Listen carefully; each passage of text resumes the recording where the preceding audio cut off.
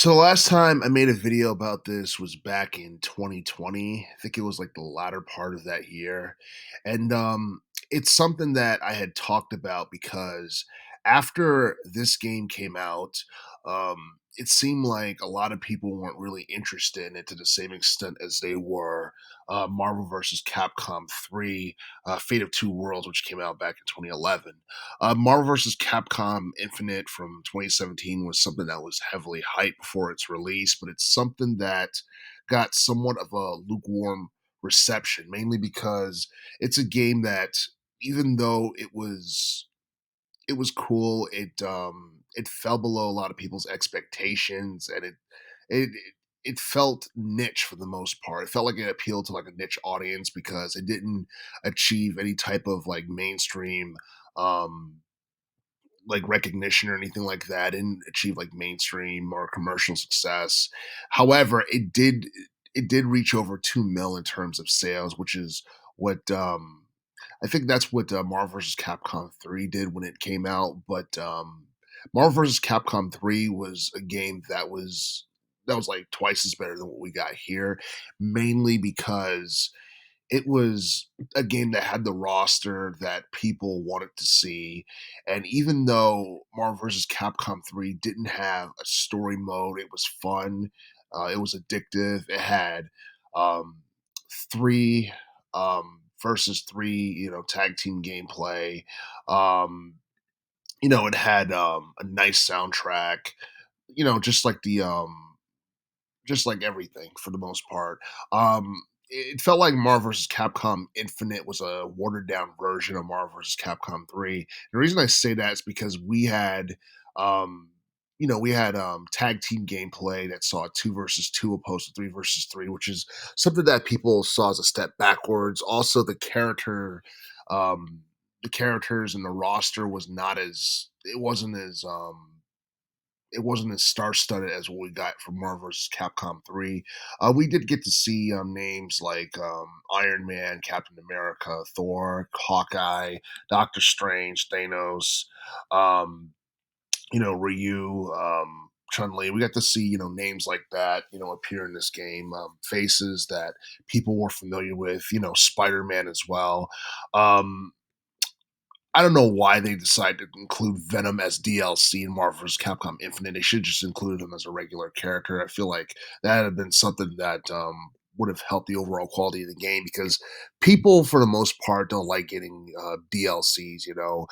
Especially like with the more popular characters. I mean, include the more popular characters in the game as free playable characters, and the other characters who are like secondary. Have them as DLC, because that will appeal to more people. But Marvel vs. Capcom Infinite was supposed to be Marvel vs. Capcom 4. And honestly, at one point I had made a video about this on whether or not the series is dead. I don't think it's dead. I do feel like the series is going to be on a hiatus for a while.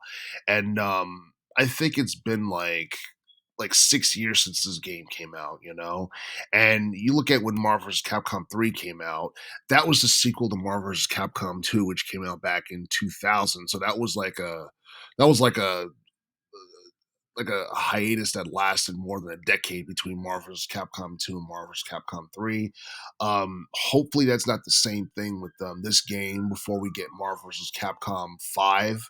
Um, Also, like, where would Capcom go from here? Because like that game had a story, and the story itself it was okay, but at the same time, I don't know.